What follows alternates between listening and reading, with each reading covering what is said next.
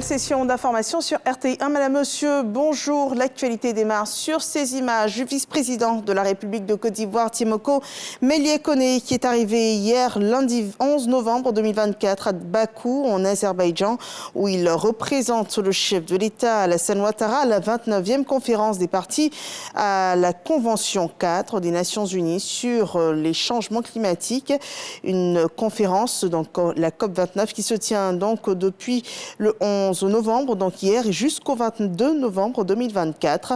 Le vice-président de la République a été accueilli à son arrivée à Bakou par les hautes autorités azerbaïdjanaises, des membres du gouvernement ivoirien et notre ambassadeur près la République d'Azerbaïdjan.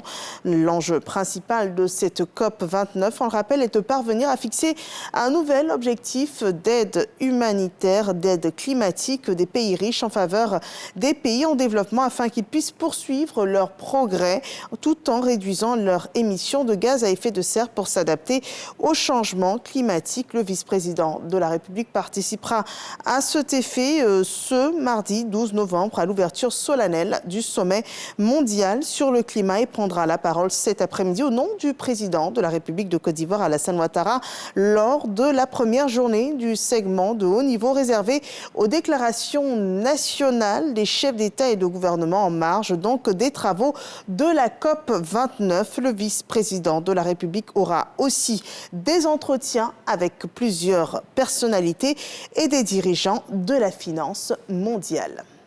Nous poursuivons avec cette première session du segment de haut niveau du programme Abidjan Legacy Programme. Donc Abidjan Legacy Programme qui a tenu sa première session sur les objectifs d'accélérer la production agricole, mais aussi améliorer les conditions de vie des communautés rurales, particulièrement les jeunes et les femmes. On en sait plus avec Générosa Quadio et Abou Sanogo. C'est une rencontre qui inclut des représentants du ministère sectoriel, partenaires techniques et financiers et des acteurs du Legacy Programme. Le Legacy Programme est un accélérateur de développement durable et de transformation agricole. Nous sommes déjà présents sur le terrain avec des financements relativement importants, avec 112 projets dans toutes les régions du pays. Il y a près de 300 000 personnes, des agriculteurs en particulier, qui ont vu leurs conditions de vie s'améliorer. Le bilan à mi-parcours nous permet de dire que nous sommes sur la bonne voie en termes d'atteinte des résultats de notre programme, mais surtout aussi en termes d'impact. Dans la vision de la transformation structurelle de l'économie ivoirienne, beaucoup a été fait. C'est un programme extrêmement important pour le président de la République qui compte, à travers cet ancrage institutionnel, veiller à sa mise en œuvre et à son succès. Identifier les défis qui restent à surmonter. Ces orientations seront essentielles pour pérenniser l'impact de l'ALP et assurer à ses bénéficiaires les gains attendus par l'État de Côte d'Ivoire. Pour accomplir toutes les réalisations pensées par le Legacy Programme, plusieurs partenaires techniques et financiers sont à la baguette, dont la Banque mondiale qui réaffirme son soutien. Le portefeuille d'investissement de projets représente à peu près 2 milliards de dollars sur la période 2018-2028 qui vont contribuer directement à l'atteinte des objectifs d'Abidjan Legacy Programme. Depuis son lancement en 2022, ce programme a permis à 6 millions d'Ivoiriens d'augmenter leurs moyens de subsistance. Partons à présent au Mozambique, l'opposition risquée de Venancio Mondlane contre l'élection de Daniel Chapo fait grand bruit. Donc, cet opposant appelle ses partisans à 3 nouvelles journées de manifestation. À partir donc de demain, mercredi, il appelle les partisans à se défendre après la victoire proclamée du parti au pouvoir aux élections du 9 octobre dernier. Donc, une victoire proclamée du Front de libération du Mozambique. L'ex-animateur de télévision et principal opposant dans ces élections déclare avoir échappé à une tentative d'assassinat.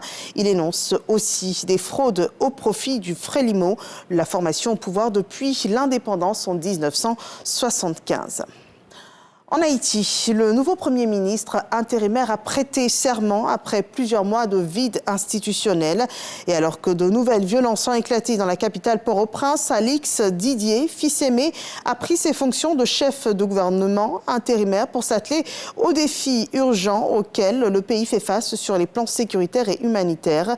Notons que le gouvernement intérimaire a été nommé par le Conseil constitutionnel de transition qui a été mis en place avec l'appui des puissances étrangères. Cet ancien président aussi de la Chambre de commerce et d'industrie d'Haïti a promis de rétablir la paix dans cet État qui, on le rappelle, est sous contrôle d'au moins 200 gangs violents qui kidnappent, rackettent et tuent impunément sur presque la majorité du territoire haïtien. Israël est confronté à un ultimatum des États-Unis qui menace de limiter les livraisons d'armes si Israël ne permet pas davantage d'aide humanitaire de parvenir à Gaza. Un rappel à l'ordre du grand allié américain après le délai de 30 jours fixé le mois dernier et qui expire d'ailleurs ce mardi. Les groupes humanitaires internationaux, eux, affirment à cet effet qu'Israël n'a pas répondu aux conditions fixées par les États-Unis. C'est ici qu'on s'arrête pour ce flash. Merci de nous avoir suivis et rendez-vous à 13h pour le développement de l'actualité de la mi-journée sur RTI 1.